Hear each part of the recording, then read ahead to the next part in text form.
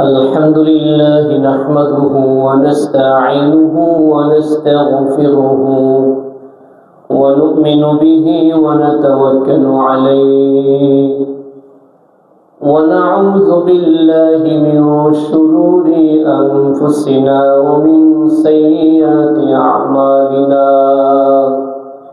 من يهده الله فلا مضل له ومن يضلله فلا هادي له وأشهد أن لا إله إلا الله وحده لا شريك له وأشهد أن سيدنا وسندنا وحبيب ربنا وطبيبنا وطبيب قلوبنا ومولانا محمدا عبده ورسوله أما بعد فأعوذ بالله من الشيطان الرجيم بسم الله الرحمن الرحيم يسألونك عن الخمر والميسر قل فيهما إثم كبير ومنافع للناس وإثمهما أكبر من نفعهما وقال رسول الله صلى الله عليه وسلم لا تشربوا الخمر فإنه رأس كل فاحشة أو كما قال عليه الصلاة والسلام صدق الله مولانا العظيم وصدق رسوله النبي الكريم ونحن على ذلك من الشاهدين والشاكرين والحمد لله رب العالمين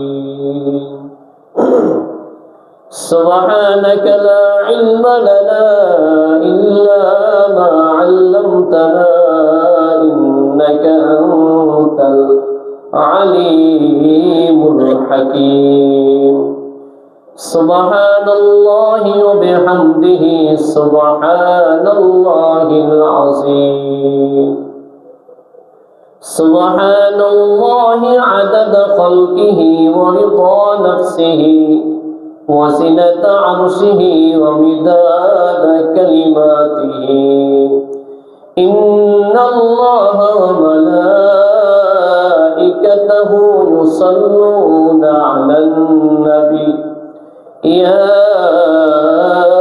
أيها الذين آمنوا صلوا عليه وسلموا تسليما اللهم صل على محمد وعلى آل محمد كما صليت على إبراهيم وعلى آل إبراهيم إنك حميد مجيد اللهم بارك على محمد وعلى آل محمد كما باركت على إبراهيم وعلى آل إبراهيم إنك حميد مجيد الحمد لله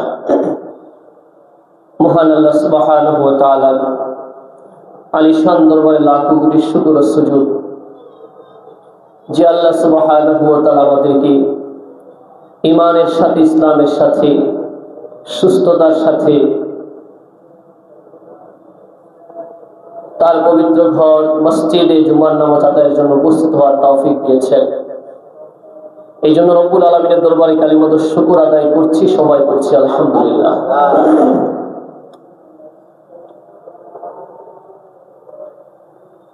রাসূল করিম সাল্লাল্লাহু আলাইহি ওয়াসাল্লাম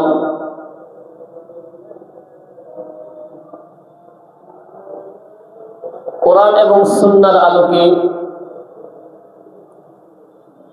মানব জাতিকে তার ইহকালীন এবং পরকালীন শান্তি মুক্তির পথ কোন পন্থা অবলম্বন করলে সেই পথ অর্জন করা যাবে, কিভাবে দুনিয়াতে চললে সেই পথ এর পথিক হওয়া যাবে,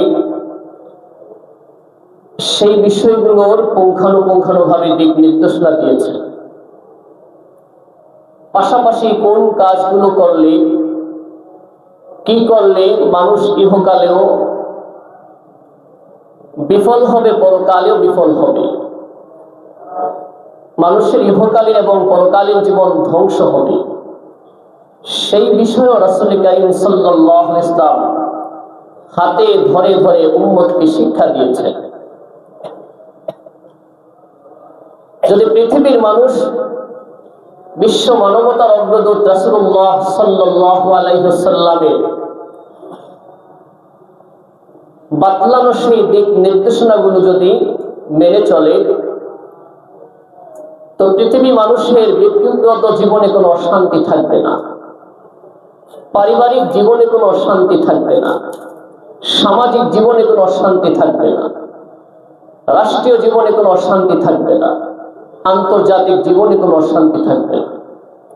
বরং সর্বক্ষেত্রে শান্তি এবং সম্মানের সাথে সে দুনিয়াতে চলতে পারবে। পরকালে বিশ্বমালিক আল্লাহ সুবহানাহু ওয়া তাআলা তার প্রতি সন্তুষ্ট হয়ে পরম সুখের নিরিখ জান্নাতের মালিক তাকে বানিয়ে দেবে। রাসূল করিম সাল্লাল্লাহু আলাইহি ওয়াসাল্লাম উম্মতকে যে সকল বিষয়গুলোর ব্যাপারে সতর্ক করেছেন এবং যেই বিষয়গুলো পরিহার করার জন্য, যে বিষয়গুলো থেকে দূরে থাকার জন্য, যে বিষয়গুলোর ধারে কাছেও যাওয়া যাবে না মর্মে আল্লাহ রাসূল সাল্লাল্লাহু আলাইহি ওয়াসাল্লাম আমাদেরকে সতর্ক করেছেন, ওই সকল বিষয়ের মধ্যে অন্যতম একটি বিষয় হলো মাদক। মাদকের ব্যাপারে রাসূলুল্লাহ সাল্লাল্লাহু আলাইহি ওয়াসাল্লাম আমাদেরকে কঠোরভাবে নিষিদ্ধ করেছেন। কোরআনও তাকে কঠোরভাবে হারাম ঘোষণা করেছে। চিল্লে বলে সুবহানাল্লাহ। কি জোরে বলে? মাদক। কি মাদক? আজকে সমাজ মাদকে সয়লাব হয়ে গিয়েছে। মাদকাসক্তদের সংখ্যা দিন দিন বেড়েই চলছে। পরিবারে, সমাজে মাদকাসক্ত ব্যক্তির কারণে পরিবার শান্তিতে নাই, সমাজ শান্তিতে নাই, রাষ্ট্র শান্তিতে নাই। রাসূল করিম সাল্লাল্লাহু আলাইহি ওয়াসাল্লাম মাদককে এমন এক মহা অন্যায় বলেছেন, মাদককে বলেছেন মাদক হলো সর্ব প্রকার গুনাহের মূল এবং আসল হয়েছে মাদক। আল্লাহ রাসূল সাল্লাল্লাহু আলাইহি ওয়াসাল্লাম এক হাদিসে বলেছেন, লা তাশরাবুল খামর, তোমরা মাদক সেবন করো না, মদ পান করো না, ফাইন্নাহু রাসু কুল্লি ফাহিশা, কেননা মাদক সেবন করা, মদ পান করা এটা সর্বপ্রকার অশ্লীলতার মূল। চিল্লে বলে নাউজুবিল্লাহ। এই মাদক, এই মদ রাসূলুল্লাহ সাল্লাল্লাহু আলাইহি ওয়াসাল্লাম যেই সমাজে আগমন করেছিলেন, যেই জাতির মধ্যে তার শুভাগমন হয়েছে, যেই সমাজের মধ্যে তার শুভাগমন হয়েছে, ওই সমাজের রন্ধ্রে রন্ধ্রে মাদক ঢুকে গিয়েছিল। এমন কোন পরিবার, সমাজ বাকি ছিল না যেই পরিবারের সদস্য মাদকে আসক্ত ছিল না। রাসূলুল্লাহ সাল্লাল্লাহু আলাইহি ওয়াসাল্লাম যেই সমাজে আগমন করেছেন, যেই যুগে আগমন করেছেন, ওই যুগটাকে বলা হয় আইয়ামে জাহিলিয়ত, মূর্খতার যুগ, অসভ্যতার যুগ, বর্বরতার যুগ, অমানবিকতার যুগ। যাদের মধ্যে কোনো মানবিকতা ছিল না, যাদের মধ্যে কোনো শালীনতা ছিল না, যাদের মধ্যে কোনো সভ্যতা ছিল না, যাদের মধ্যে কোনো ইনসাফের ন্যূনতম কোনো আচরণ ছিল না। কারণ হলো যত প্রকার অন্যায় অশ্লীল কর্মকাণ্ড ছিল সব তাদের রন্ধ্রে রন্ধ্রে ঢুকে গিয়েছে। এই জন্য ওই যুগকে বলা হয় আইয়ামে জাহিলিয়ত তথা মূর্খতার যুগ, অসভ্যতার যুগ। অন্যান্য অপরাধের মধ্যে মাদকও তাদের প্রতিটা সদস্যকে গ্রাস করেছিল। প্রত্যেকের মাঝে মাদক সেবনের অভ্যাস ছিল এবং মাদক সেবনের অভ্যাস এমন ভাবে তাদের মধ্যে প্রথিত হয়েছিল যে আল্লাহ সুবহানাহু ওয়া তাআলা এই মাদককে হারাম করতে গিয়ে, নিষিদ্ধ করতে গিয়ে একসাথে একবারে আয়াত নাযিল করে নিষিদ্ধ ঘোষণা করেন না, হারামের ঘোষণা দেন নাই, বরং একে একে তিনবার আয়াত নাযিল করেছেন। তিনবার আয়াত নাযিল করে পর্যায়ক্রমে মাদককে আল্লাহ তাআলা চূড়ান্তভাবে হারাম ঘোষণা করেছে। চিল্লে বলেন সুবহানাল্লাহ।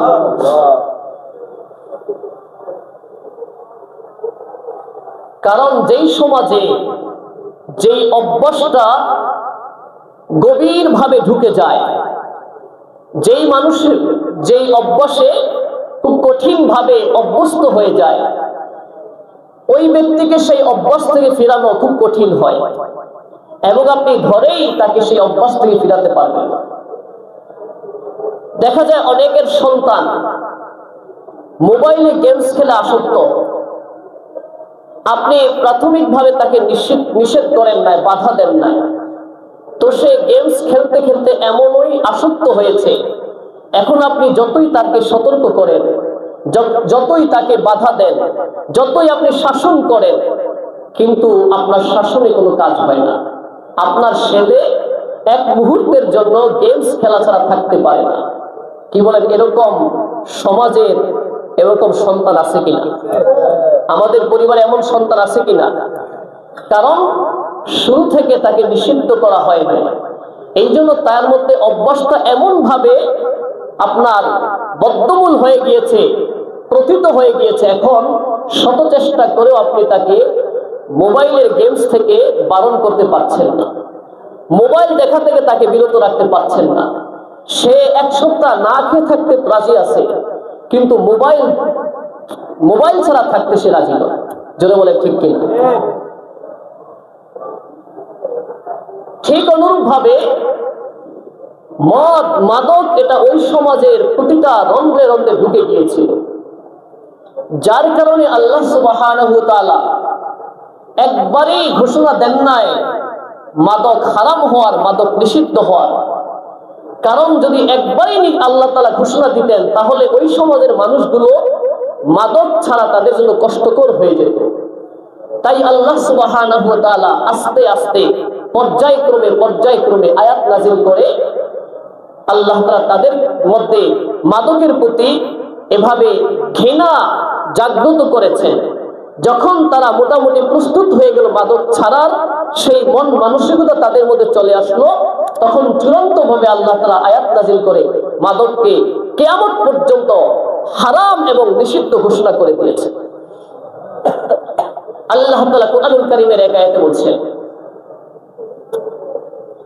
ইয়াসআলুনাকা আনিল খামরি ওয়াল মাইসির কুল ফীহিমা ইসমুন কাবীরুন ওয়া মানাফিউ লিন-নাস ওয়া ইসমুহুমা আকবারু মিন নাফইহিমা। আল্লাহ তাআলা বলেন, হে পয়গম্বর, তারা আপনাকে মাদক এবং জুয়া সম্পর্কে প্রশ্ন করবে, জিজ্ঞাসা করবে, মাদক এবং জুয়া এর অবস্থান কি, ইসলামী শরীয়তে তা হারাম না হালাল, বৈধ না অবৈধ, তা ভালো না খারাপ, এ বিষয়ে মানুষ আপনাকে প্রশ্ন করবে। কুল ফীহিমা ইসমুন কাবীরু ওয়া মানাফিউ লিন-নাস, আপনি বলে দেন মাদক এবং জুয়ার মধ্যে বড় ধরনের গুনাহ রয়েছে। মাদক এবং জুয়ার মধ্যে, মদ এবং জুয়ার মধ্যে বড় ধরনের গুনাহ রয়েছে। ওয়া মানাফিউ লিন-নাস, আবার মানুষের জন্য কিছু উপকারও আছে। তবে ওয়া ইসমুহুমা আকবারু মিন নাফিহিমা, মাদক এবং জুয়ার মধ্যে যে ক্ষতি আর খারাপি আর গুনাহ রয়েছে তা উপকার থেকে অনেক বড়। মাদক এবং জুয়ার উপকার থেকে অনেক বড়, তার ভালো দিক থেকে খারাপ দিকটা, মন্দ দিকটা অনেক বড়। আয়াতের মাধ্যমে আল্লাহ তাআলা এখানে মদ এবং জুয়াকে সরাসরি হারাম করেন নাই, বরং এটা প্রাথমিক আয়াত। এমন সময় এই আয়াত নাজিল করলেন যখন সমাজের প্রতিটা মানুষ মাদক সেবন করে, জুয়া খেলায় অভ্যস্ত। যদি আল্লাহ তাআলা এই আয়াতের মাধ্যমে সরাসরি হারাম করে দিতেন, তাহলে তাদের জন্য সাথে সাথে মাদক ছাড়া, জুয়া ছাড়া কঠিন হয়ে যেত। তাই আল্লাহ তাআলা মাদক এবং জুয়ার মধ্যে যে খারাপই আছে, খারাপ বর্ণনা করেছেন। আর বলেছেন তার মধ্যে কিছু ভালো থাকতে পারে, তবে ভালোর থেকে খারাপের দিকটা অনেক বেশি, ভালোর থেকে মন্দের দিকটা অনেক বড়। ওয়া ইসমুহুমা আকবারু মিন নাফিহিমা, ভালোর থেকে খারাপের দিকটা, গুনাহের দিকটা অনেক বড়। যখন আল্লাহ এই আয়াত নাজিল করলেন, তখন সাহাবীদের মধ্যে অনেক সাহাবী তারা সতর্ক হয়ে গেলেন। যেহেতু আল্লাহ তাআলা মাদক এবং জুয়ার খারাপের দিকটা বড় বলেছেন, মাদকের মধ্যে এবং জুয়ার মধ্যে যেই দিক আছে ভালো মন্দ, এর মধ্যে মন্দের দিকটা বড়। তাই অনেক সাহাবী সতর্ক হয়ে গেলেন, মদ খাওয়া থেকে, জুয়া খেলা থেকে বিরত হয়ে গেলেন। কিন্তু আবার কিছু সাহাবী, যেহেতু কোরআনে আল্লাহ হারাম ঘোষণা করেন নাই, এই জন্য তারা এখনো মাদকে আসক্ত, মাদক সেবন করেন, মদ পান করেন। পরক্ষণে আল্লাহ তাআলা আরেক আয়াত নাযিল করলেন। সাহাবীদের মধ্যে কিছু সাহাবী মাদক সেবন করে, মদ পান করে নামাজে দণ্ডায়মান হয়েছেন, নামাজে দাঁড়িয়েছেন ইমাম হয়ে নামাজ পড়াতে। কিন্তু মাদক সেবন করার কারণে তার মধ্যে মাতলামির ভাব চলে এসেছিল, মস্তিষ্ক বিকৃত হয়ে গিয়েছিল, যার কারণে নামাজের মধ্যে কোরআনের আয়াত পড়তে গিয়ে ভুল করে ফেললেন। এই প্রেক্ষাপটে আল্লাহ তাআলা অন্য আয়াত নাযিল করলেন আর বলে দিলেন, ইয়া আইয়ুহাল্লাযীনা আমানু লা তাকরাবুস সালাত, ইয়া আইয়ুহাল্লাযীনা আমানু লা তাকরাবুস সালাত ওয়া আনতুম সুকারা।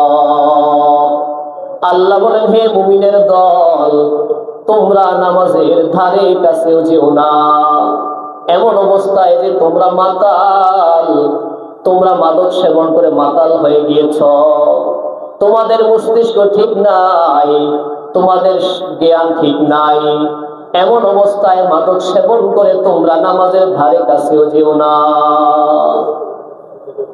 এই আয়াতের মধ্যে মাদককে চূড়ান্ত ভাবে আল্লাহ হারাম ঘোষণা করেন নাই, বরং বলেছেন মাদক সেবন করে, মদ পান করে যেন নামাজে না যাওয়া হয়, নামাজে না দাঁড়ানো হয়।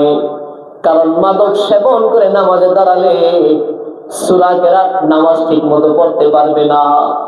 এই জন্য আল্লাহ বললেন, খবরদার, মাদক সেবন করা অবস্থায় তোমরা নামাজের ধারে কাছেও যেও না। ইয়া আইয়ুহাল্লাযীনা আমানু লা তাকরাবুস সালাহ, হে ঈমানদার সকল, তোমরা নামাজের ধারে কাছেও যেও না। একদল ভণ্ড আছে যারা নামাজ পড়ে না, আছে কিনা? একদল ভণ্ড আছে তারা নামাজ পড়ে না, তো তাদেরকে যদি বলা হয় তোমরা নামাজ পড়ো না কেন, তো তারা কয় আল্লাহই তো কইছে লা তাকরাবুস সালাত, তোমরা নামাজের ধারে কাছেও যেও না, তাই আমরা নামাজ পড়ি না। কিন্তু ভণ্ডের দল কোরআনের পরের অংশ কি সেই অংশ পড়ে না।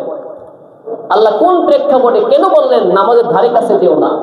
ও আনতুম সুকারা, কোন অবস্থায়? যখন তোমরা মাতাল থাকো, যখন তোমরা মাদকাসক্ত, মাদক সেবন করে মাতলামি তোমার মধ্যে চলে আসে, ওই সময় ওই অবস্থায় নামাজে যেও না। কিন্তু ভণ্ডরা এটাকে দলিল হিসাবে নিয়েছে আল্লাহ বলেছে নামাজ পড়তে। আছে কি না জোরে বলেন? তো এখানে আল্লাহ তাআলা শুধু নামাজের মধ্যে মাদককে নিষিদ্ধ করেছেন, যে নামাজের মধ্যে মাদক সেবন করে যাতে করে নামাজে না আসা হয়। তার মানে নামাজের বাহিরে মাদক সেবন করে এখনো জায়েজ। তো এই জন্য আবার অনেক সাহাবী যখন এই আয়াত নাজিল হলো তখন তারা মাদক অনেকেই ছেড়ে দিলেন। আবার কিছু সাহাবী ছিলেন যে যেহেতু আল্লাহ বলছেন নামাজের মধ্যে মাদক সেবন করতে নিষেধ করেছেন, নামাজের বাহিরে নিষেধ করেন নাই, তাই নামাজের বাহিরে নিষেধ করা, এভাবে সেবন করা জায়েজ হবে, তাই তারা এরপরও মাদক সেবন করছেন, মদ পান করছেন। এরই প্রেক্ষাপটে এক সাহাবী কয়েকজন সাহাবীকে তার বাড়িতে দাওয়াত দিলেন, খাবার খাওয়ানোর দাওয়াত দিলেন। এর মধ্যে একজন অন্যতম সাহাবী সাদ ইবনে আবি ওয়াক্কাস রাদিয়াল্লাহু তাআলা আনহু ছিলেন। তো তারা মেহমানদারি কবুল করলেন, দাওয়াত কবুল করে গিয়ে তারা দাওয়াত খেলেন, খাবার খাওয়া হলো। খাবার খাওয়ার পরে আরবের যে নিয়ম, প্রাচীন নিয়ম, খাবারের পরে মদ পরিবেশন করা। মদ পরিবেশন করলে তারা মদ পান করত এবং বিভিন্ন কবিতা এক একজনের প্রশংসা করে, এক একজনের উৎসাহ রটনা করে কবিতা আবৃত্তি করত। তো এক মুহাজির সাহাবী মদ পান করছে, সবাই মদ পান করছে আর এর মধ্যে কবিতা আবৃত্তি করছে। এক মুহাজির সাহাবী আনসার সাহাবীদেরকে নিয়ে উৎসাহ রটিয়ে সে কবিতা আবৃত্তি করলো। মুহাজির সাহাবী আনসার সাহাবীদের উৎসাহ রটনা করে কবিতা আবৃত্তি করলো মাদকাসক্ত অবস্থায়, মদ সেবন করে। তো আনসারদের মধ্যে এক যুবক তাদের উৎসাহ রটনা করছে, তার এটা পছন্দ হয় না, সহ্য হয় না। রাগে ক্ষোভে সে উটের হাড় নিয়ে তার মাথায় নিক্ষেপ করছে। সাথে সাথে সে আপনার আহত হয়ে গেল, মাথা ফেটে গেল, প্রচন্ড ভাবে আহত হলো। আহত হয়ে এই সাহাবী রাসূল কারীম সাল্লাল্লাহু আলাইহি ওয়াসাল্লামের দরবারে গেছে, গিয়ে অভিযোগ করলো, ইয়া রাসূলুল্লাহ, আমি এভাবে কবিতা আবৃত্তি করলাম আর আপনার আনসার এক সাহাবী, যুবক সাহাবী আমাকে উটের হাড্ডি দ্বারা আঘাত করেছে, দেখেন আমাকে কি করছে। রাসূল কারীম সাল্লাল্লাহু পেরেশান হয়ে গেলেন। এই সব যে কর্মকাণ্ডগুলো ঘটতেছে কারণ হলো মাদকাসক্ত, মাদক সেবন করছে, মস্তিষ্ক ঠিক নাই, কে কি বলে, কে কি করে, কোনো কিছুরই আপনার ঠিক নাই। তাই রাসূল কারীম সাল্লাল্লাহু আলাইহি ওয়াসাল্লাম আল্লাহর কাছে আবেদন করলেন, আল্লাহ চূড়ান্ত ভাবে আপনি মাদকের ব্যাপারে একটা ফয়সালা দিয়ে দেন। মাদক হারাম না হালাল এ বিষয়ে আপনি চূড়ান্ত ফয়সালা দেন, অন্যথায় মাদক সেবন করে সমাজে অশান্তি, অরাজকতা, বিশৃঙ্খলা তৈরি হচ্ছে, মারামারি, হানাহানি, খুন খারাপি তৈরি হয়েছে। এটা বন্ধ করার জন্য মাদকের ব্যাপারে চূড়ান্ত একটা ফয়সালা আপনাকে দিতেই হবে। আল্লাহ আপনাকে চূড়ান্ত ফয়সালা দেন। সাথে সাথে আল্লাহ তাআলা চূড়ান্ত ভাবে অন্য এক আয়াত নাজিল করলেন, সেই আয়াতের মাধ্যমে মাদককে চূড়ান্ত ভাবে আল্লাহ তাআলা হারাম ঘোষণা করেছেন। চিল্লায়ে বলেন সুবহানাল্লাহ। আল্লাহ তাআলা আয়াত নাজিল করলেন, আয়াত নাজিল করে বললেন, ইয়া আইয়ুহাল্লাযীনা আমানু ইন্নামাল খামরু ওয়াল মাইসিরু ওয়াল আনসাবু ওয়াল আজলামু রিজসুম মিন আমালিশ শাইতান ফাজতানিবুহু লাআল্লাকুম তুফলিহুন। আল্লাহ বলেন, হে মুমিনের দল, ইন্নামাল খামরু ওয়াল মাইসিরু, নিশ্চয়ই মদ এবং জুয়া, ওয়াল আনসাবু ওয়াল আজলাম, মূর্তি এবং লটারির এভাবে তীর, আল্লাহ তাআলা লটারির তীর, মদ, জুয়া এবং মদ, জুয়া, মূর্তি এবং লটারির তীর, এগুলো হয়েছে শয়তানের কাজ, শয়তানের কর্ম। অতএব তোমরা এই সকল কর্ম থেকে বিরত থাকো। ফাজতানিবুহু, তোমরা এই সকল কর্ম থেকে বিরত থাকো। লাআল্লাকুম তুফলিহুন, তোমরা যাতে সফল কাম হও। এই আয়াতের মধ্যে আল্লাহ তাআলা আমরের নির্দেশ দিলেন, আমর করলেন, নির্দেশ করলেন ফাজতানিবুহু। কোরআনের মধ্যে যখন আল্লাহ তাআলা কোনো বিষয় আদেশ করেন, সেটা উম্মতের জন্য, বান্দাদের জন্য মানা ফরজ হয়ে যায়। যখন আল্লাহ তাআলা আদেশ সূচক বাক্য ব্যবহার করে এই বিষয়গুলো শয়তানের কাজ বলে ঘোষণা করলেন, সাথে সাথে মাদককে আল্লাহ তাআলা এই আয়াতের মাধ্যমে কিয়ামত পর্যন্ত হারাম ঘোষণা করলেন।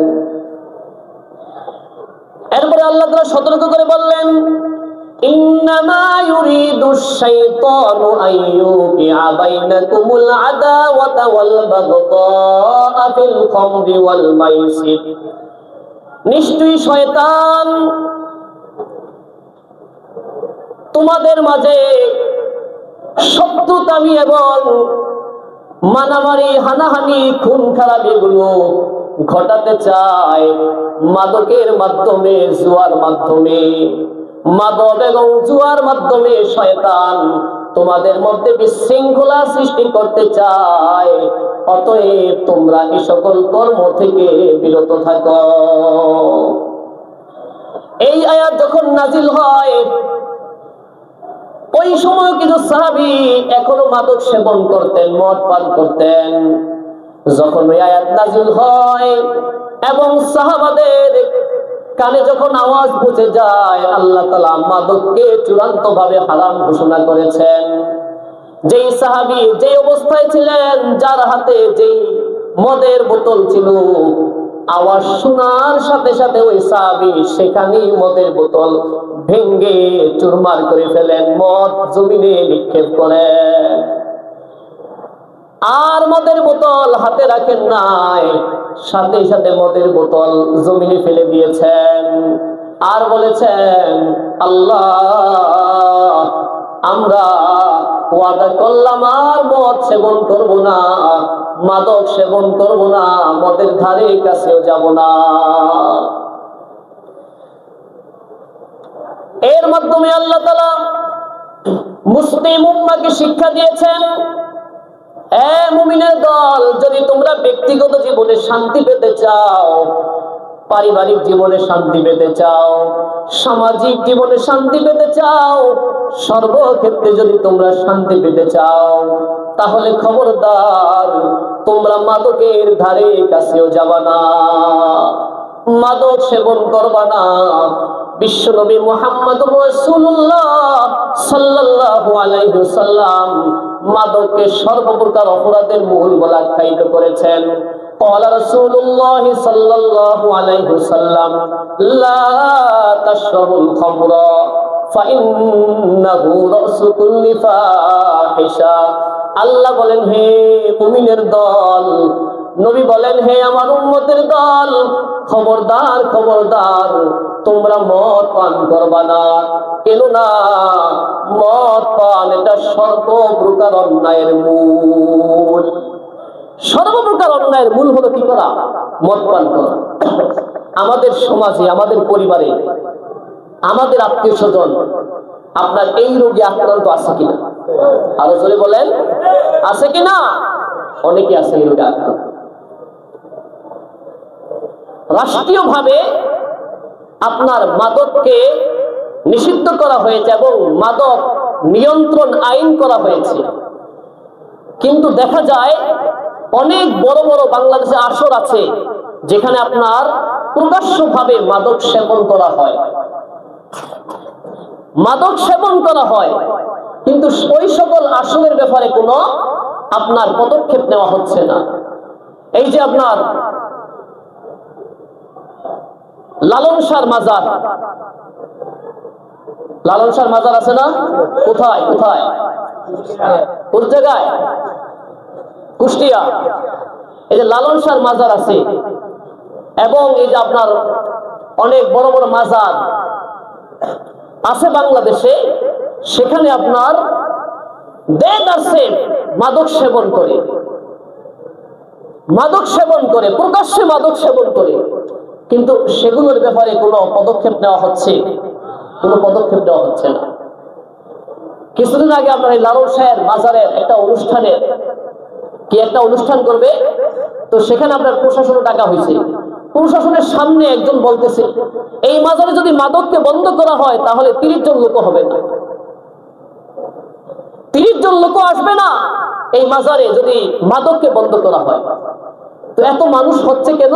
ওখানে প্রকাশ্যভাবে মাদক সেবনের অনুমতি আছে, মাদক সেবন করতে পারে, এই জন্য সেখানে যায় মানুষ মাদক সেবন করতে। এগুলো দেশের জন্য ভালো না খারাপ? আরো জোরে বলেন, ভালো না খারাপ? কিন্তু এ সকল ভণ্ডদের ব্যাপারে কোনো পদক্ষেপ নেওয়া হচ্ছে, বরং কিছু বামপন্থী এই মাদকাসক্ত এই মদখোরদের পক্ষে দাঁড়িয়ে গেছে। কিছু বুদ্ধিজীবী নামের আপনার বুদ্ধি প্রতিবন্ধীরা এই মাদক সেবীদের পক্ষে দাঁড়িয়ে গেছে এবং তাদেরকে রক্ষা করার জন্য তারা বিভিন্ন ভাবে টকশোতে যায়, মিছিল মিটিং করে, আন্দোলন করে তাদেরকে রক্ষা করার জন্য। বুঝতে হবে এরা আসলে দেশের বন্ধু নয়, এরা হলো দেশের শত্রু। এরা দেশের কল্যাণ চায় না, দেশের অকল্যাণ চায়। এরা দেশের মঙ্গল চায় না, দেশের অমঙ্গল চায়। এরা বহিরাগত দাদা বাবুদের প্রেসক্রিপশনে এই দেশে বিভিন্ন অশান্তি অরাজকতা তৈরি করার জন্য, বাংলাদেশকে এভাবে দাবিয়ে রাখার জন্য তারা সবসময় এই সকল বামপন্থীরা ওই সকল মাদক সেবীদের পক্ষ অবলম্বন করে। জোরে বলেন ঠিক কিনা? অথচ ইসলামে মাদককে কঠিনভাবে নিষিদ্ধ করা হয়েছে এবং ইসলাম যেই ফর্মুলা দিয়েছে, ইসলাম যেইভাবে দিক নির্দেশনা দিয়েছে, যদি কোরআন সুন্নাহর সেই দিক নির্দেশনাগুলো যদি রাষ্ট্রে বাস্তবায়ন করা হয়, 1 সপ্তাহের মধ্যে পুরা রাষ্ট্র মাদক মুক্ত হয়ে যাবে। হবে কিনা জোরে বলেন? 1 সপ্তাহের মধ্যে মাদক মুক্ত হয়ে যাবে। কিন্তু কোরআন যেহেতু বলছে, আল্লাহ যেহেতু বলছে, এই জন্য সেগুলো মানতে অনেকে রাজি না, কোরআনের আইন বাস্তবায়ন করতে রাজি না। রাসূল করিম সাল্লাল্লাহু আলাইহি ওয়াসাল্লাম মাদকের ভয়াবহতা বর্ণনা করতে গিয়ে বলেছেন, এমন একটা সময় আসবে যখন মানুষ আপনার শূকর হয়ে যাবে, মানুষের আকৃতি শূকরের আকৃতি হয়ে যাবে, মানুষের আকৃতি বানরের আকৃতি হয়ে যাবে। এমন একটা সময় আসবে। তো ওই সময়টা কখন? রাসূল করিম সাল্লাল্লাহু আলাইহি ওয়াসাল্লাম সেই সময়টার কথা বলেছেন, ওই কারণগুলো বলেছেন এক হাদিসে। আল্লাহ নবী বলেন, ক্বালা রাসূলুল্লাহ সাল্লাল্লাহু আলাইহি ওয়াসাল্লাম লা ইয়াশরাবান্না খামরুন মিন উম্মতি ইউসাম্মুনাহা বিগাইরি ইসমিহা। আমার উম্মতের একটা দল এমন হবে যারা মদের নাম, মাদকের নাম অন্য নামে নামকরণ করে মাদক সেবন করবে। মদকে মদ বলবে না, মাদককে মাদক বলবে না, মাদকের ভিন্ন নাম দিয়ে তারা মাদক সেবন করবে। ওয়ায়ুযাফু আলা রুউসিল মিনাল মুগান্নায়াত মিনাল মাআযিফি ওয়াল মুগান্নায়াত, এবং ওই আমার উম্মতের নেতাদের মাথার শিওরে দাঁড়িয়ে গায়িকা নারীরা অশ্লীল গান গাইবে এবং বাদ্যযন্ত্র বাজানো হবে। আল্লাহ নবী সাল্লাল্লাহু আলাইহি ওয়াসাল্লাম বলেন, এই অবস্থা যখন হবে তখন মনে রেখো তাদের মধ্যে ভূমিধস, ভূমিকম্প, আকৃতি বিকৃত হওয়ার আযাব আল্লাহর পক্ষ থেকে চলে আসবে। ভূমিকম্প, ভূমিধস, হঠাৎ একটা সমাজ নিয়ে, একটা এলাকা নিয়ে জমি ধসে পড়ে। এই সমাজের নেতা যারা আছে তারা এই কাজ করে কিনা? তারা আপনার বিভিন্ন অনুষ্ঠানে বিভিন্ন ভাবে আপনার গায়িকা, নায়িকা, নর্তকীদেরকে নিয়ে, আপনার উলঙ্গ অর্ধুলঙ্গ নারীদেরকে নিয়ে নাচ গান করায়, বিভিন্ন আপনার অনুষ্ঠানে নাচ গান করায়, নাচায়। রাসূল করিম সাল্লাল্লাহু আলাইহি ওয়াসাল্লাম বলেন, যখন এই অবস্থা হবে দেখবা হঠাৎ করে জমি ধসে গিয়েছে, হঠাৎ ভূমিকম্প, অনেক কিছু ধ্বংস হয়ে গেছে। কি বলেন, ভূমিকম্প হইতেছে কিনা? এই যে আল্লাহ সতর্ক করতেছেন না, কালকে ফজরের সময় হয়েছে কিনা? আমরা নামাজ পড়ছি, দোয়া করতেছি, দোয়ার মধ্যে ভূমিকম্প হয়েছে কিনা? এই যে আল্লাহ তাআলা ছোট মাত্রার এই ভূমিকম্প আমাদেরকে সতর্ক করতেছে, যদি এরপরে যদি সতর্ক না হন, পাপ থেকে যদি বিরত না হন, যদি আল্লাহ তাআলা 7.7 মাত্রার ভূমিকম্প দেন, 8 মাত্রার ভূমিকম্প দেন, অবস্থা কি হবে? অবস্থা কি হবে? আল্লাহর এই আযাব প্রতিহত করার শক্তি পৃথিবীর কারো আছে? আরো জোরে বলেন, আছে? কারো নেই। পৃথিবীতে অনেক কিছু তৈরি হয়েছে, অনেক যন্ত্রপাতি তৈরি হয়েছে, কিন্তু আল্লাহর এই আযাবগুলো থেকে বাঁচাবার, আযাব প্রতিহত করার যন্ত্রপাতি এখনো তৈরি হয় না, হবেও না। আপনি মনে করছেন 10 তলা 20 তলা বিল্ডিং করছেন, সেখানে খুব আলিশান অবস্থায় আছেন, খুব নিরাপদে, আপনি খুব নিরাপদে। আল্লাহর জন্য 1 সেকেন্ডের ব্যাপার, 1 সেকেন্ড আপনার 10 তলা বিল্ডিং ধ্বংস করে দিতে পারে, পারেন কিনা?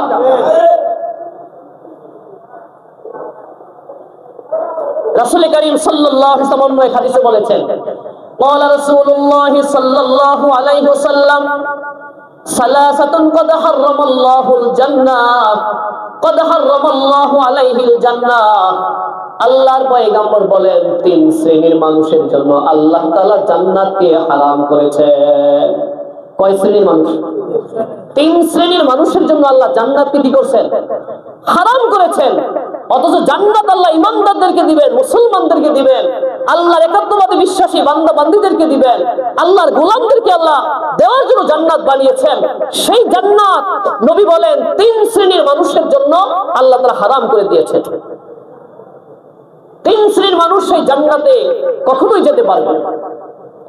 এর মধ্যে এক নম্বর হলো মুদমিনুল খামর, যারা মদ পান করে, মাদক সেবন করে, তাদের জন্য আল্লাহ জান্নাতকে চিরতরে হারাম করেছে। নাউজুবিল্লাহ বলবেন না?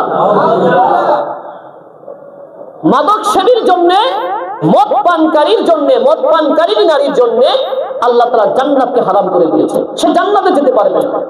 সে যদি 1000 বার হজ করে, লক্ষ কোটি টাকা আল্লাহর রাস্তায় দানও করে, অনেক ভালো জনকল্যাণমূলক কাজও করে, তো এগুলোর কোনো কাজে আসবে না, কোনো কাজে আসবে না, বরং তার জন্য জান্নাত আল্লাহ হারাম করে দিয়েছে।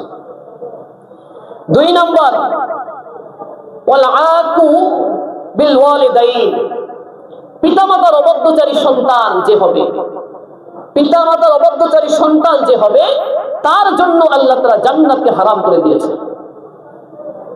অনেক সন্তান এই সমাজে আছে পিতামাতার অবাধ্যচার, বাবা মাকে সহ্য করতে পারে না, বাবা মার খোঁজ খবর নেয় না, বাবা মাকে কষ্ট দেয়। অনেক সন্তান আছে নিজ হাতে বাবা মাকে জবাইও করে, আছে কিনা জোরে বলে? রাসূল কারীম সাল্লাল্লাহু আলাইহি ওয়াসাল্লাম বলেন, যে সন্তান বাবা মার অবাধ্যচার হবে, এমন সন্তানের জন্য আল্লাহ তাআলা জান্নাতকে হারাম করে দিয়েছে। এই জন্য আল্লাহ তাআলা কোরআনুল কারীমে বাবা মার মর্তবা এবং মর্যাদা বুঝাতে গিয়ে তার হকের পরেই আল্লাহ তাআলা তার বাবা মায়ের হকের কথা বলেছেন। আল্লাহর হকের পরেই বাবা মার হকের কথা আল্লাহ কোরআনুল কারীমে আলোচনা করেছেন। আর আল্লাহ বলেছেন, ওয়াকাদা রাব্বুকা আল্লা তা'বুদু ইল্লা ইয়্যাহু ওয়া বিল ওয়ালিদাইনি ইহসানা, ওয়াকাদা রাব্বুকা আল্লা তা'বুদু ইল্লা ইয়্যাহু, তোমার রবের চূড়ান্ত ফয়সালা, চূড়ান্ত সিদ্ধান্ত, ইবাদত আর গোলামি একমাত্র আল্লাহ তাআলারই চলবে। একমাত্র ইবাদত কার করতে হবে? আরো জোরে বলেন। একমাত্র সিজদা কার কুদ্দুতি পায় করতে হবে? আল্লাহর কুদ্দুতি পায় সিজদা করতে হবে। বাবার পায়ে সিজদা করা যাবে? মাজারে সিজদা করা যাবে? পীরের পায়ে সিজদা করা যাবে? সিজদা করার একমাত্র অধিকার কে রাখেন? আরো জোরে বলেন, আল্লাহ তাআলা। এজন্য আল্লাহ বলেন, ইবাদত আমার চূড়ান্ত ফয়সালার সিদ্ধান্ত হলো একমাত্র, শুধুমাত্র, কেবলমাত্র আমারই ইবাদত করতে হবে। 2 নাম্বার, আল্লাহ চূড়ান্ত সিদ্ধান্ত। চূড়ান্ত সিদ্ধান্ত মানে কি?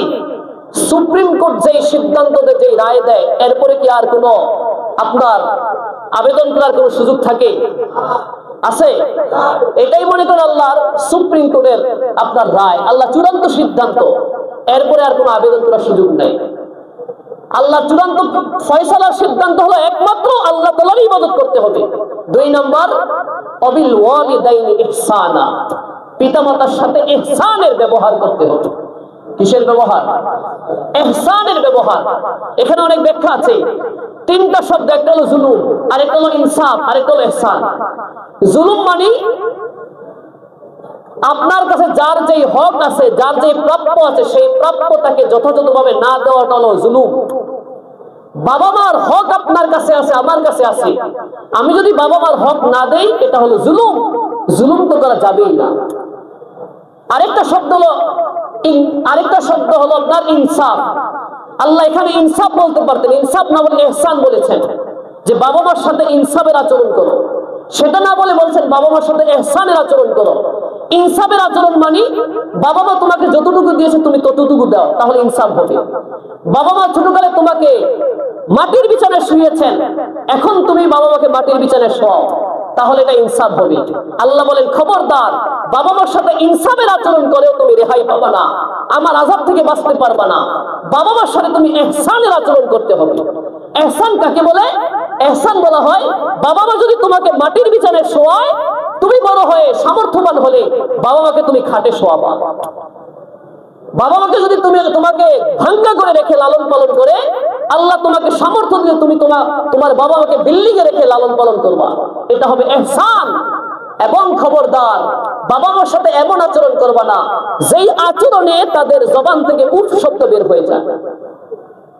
ওয়ালা তাকুল লাহুমা উফফিন ওয়ালা তানহারহুমা, খবরদার বাবা মার সাথে এমন আচরণ করবা না যে আচরণে বাবা মা কষ্ট পেয়ে, ব্যথা পেয়ে তাদের জবান থেকে উফ শব্দ বের হয়ে যায়। ওয়ালা তানহারহুমা, খবরদার বাবা মার সাথে ধমকের সুরে কথা বলবা না, ধমক দিয়ে কথা বলবা না।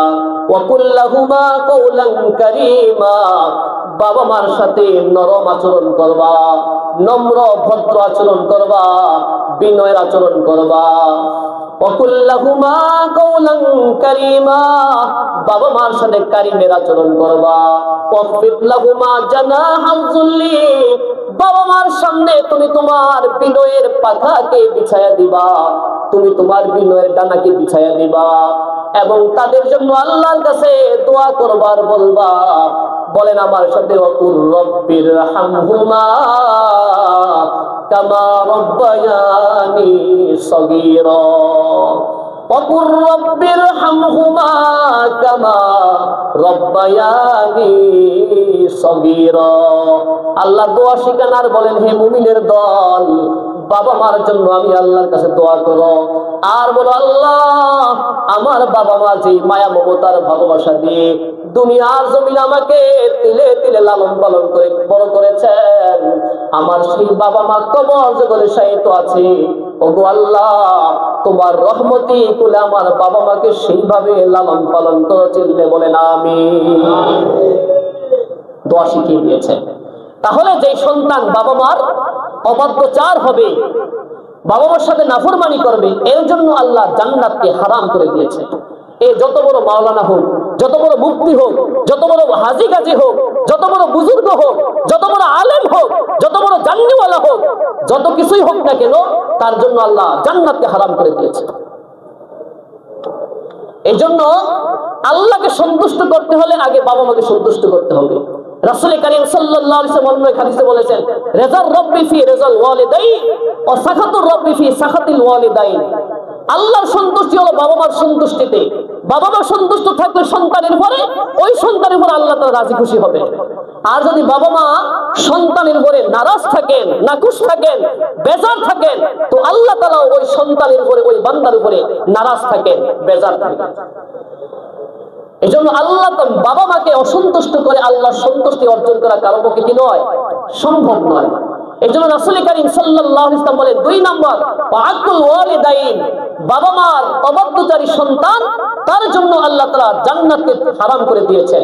3 নম্বর আদ-দায়ুস আল্লাযী ইউকিলু ফি আহলিল খবাস, 3 নম্বর দয়সের জন্য আল্লাহ জান্নাতকে হারাম করেছে। তার জন্য দয়স, দয়স বুঝেন না? দয়স বলা হয় এমন ব্যক্তিকে, যেই ব্যক্তি অনেক বড় বুজুর্গ, অনেক বড় নামাজি, অনেক বড় দিনদার, কিন্তু তার ঔরসে জন্ম নেওয়া কন্যা সন্তান রাস্তায় ঘাটে মার্কেটে বাজারে বের হয় গেঞ্জি পরে, কিন্তু বাবা নিষেধ করে না। আছে কিনা এরকম বাবা? জোরে বলেন। স্ত্রী ঘর থেকে বের হয়, মাথায় কাপড় নাই, বুকে ওড়না নাই, হাফ প্যান্ট পরে গেঞ্জি পরে রাস্তায় বের হয়, কিন্তু ওই বুজুর্গ বাবা, ওই বুজুর্গ স্বামী তার স্ত্রী আর মেয়েকে নিষেধ করে না, বরং সে সাপোর্ট দিচ্ছে। তার সাপোর্ট পেয়ে সন্তান স্ত্রী এভাবে আপনার উলঙ্গ হয়ে রাস্তায় বের হচ্ছে। আল্লাহ নবী বলেন, এই হলো দায়স, এই হলো দায়স। এই দায়সের জন্য আল্লাহ জান্নাতকে হারাম করে দিয়েছে। আমাদের সমাজে এমন লোক আছে কিনা? জোরে বলেন, আরো জোরে বলেন, আছে কিনা? আমার আপনার মধ্যে, আমাদের মধ্যে এমন অনেক আছে যে আমরা নামাজ পড়ি কিন্তু আমার মেয়ে পর্দা করে না, আমরা নামাজ পড়ি আমার স্ত্রী পর্দা করে না, আমার স্ত্রী গেঞ্জি পরে, আমার মেয়ে গেঞ্জি পরে রাস্তায় বের হয়, মার্কেটে বের হয়। তো আপনার এই নামাজের কি দাম হলো? আপনার রোজার কি দাম হলো? আপনার ইবাদতের কি দাম হলো? আপনার জন্য আল্লাহ তাআলা জান্নাতকে হারাম করে দিয়েছেন। আল্লাহ তাদেরকে অন্তর্ভুক্ত হওয়া থেকে হেফাজত করেন। চিল্লায়ে বলেন আমিন। যে তিন শ্রেণীর মানুষের কথা বলা হলো, এক নাম্বার মুতমিনুল খবর, মদ পানকারী, তার জন্য আল্লাহ জান্নাতকে হারাম করেছেন। দুই নাম্বার আকুল ওয়ালিদাইন, পিতামাতার অবাধ্যচারী সন্তান, তার জন্য আল্লাহ তাআলা জান্নাতকে হারাম করে দিয়েছেন। চার নাম্বার হলো দায়ুস, দায়ুসের জন্য আল্লাহ তাআলা জান্নাতকে হারাম করে দিয়েছেন। দায়ুস বলা হয় কাকে? আল্লাযী ইউকিরু মিন আহলিহিল খাবাস, যার পরিবার সন্তান এভাবে উলঙ্গ হয়ে অর্ধলঙ্গ হয়ে অন্যায় অশ্লীল কর্মকাণ্ডে লিপ্ত হচ্ছে, কিন্তু সে দেখেও না দেখার ভান করতেছে, সন্তানকে বিরত রাখছে না, সন্তানকে উসিয়ত করছে না, নসিহত করছে না, সন্তানকে অন্যায় অশ্লীল কর্মকাণ্ড থেকে বিরত রাখার সে চেষ্টা করছে না, কোনো ফিকির করছে না। মসজিদে এসে সে তাসবিহ জপতে আছে, মসজিদে এসে সে 10 রাকাত 20 রাকাত নফল নামাজ পড়তে আছে, ইবাদত করতে আছে, তাবলীগে যাইতে আছে, হজ করতে আছে, যাকাত দিতে আছে, দান সদকা করতে আছে, অনেক আমল করতে আছে, কিন্তু তার পরিবারের এই অবস্থা। আল্লাহ বলেন এমন ব্যক্তির জন্য জান্নাতকে আল্লাহ তাআলা হারাম করে দিয়েছে। আল্লাহ তাআলা আমাদের সবাইকে এই তিন শ্রেণীর মানুষের অন্তর্ভুক্ত হওয়া থেকে হেফাজত করে সকল বলি আমিন। এবং আমাদের পরিবার সমাজকে আল্লাহ তাআলা মাদকের এই গ্রাস থেকে আমাদের দেশকে, সমাজকে, আমাদের পরিবারকে আল্লাহ তাআলা হেফাজত করে সকল বলি আমিন। ওয়া আখিরু দাওয়ানা আলহামদুলিল্লাহি রাব্বিল আলামিন। যারা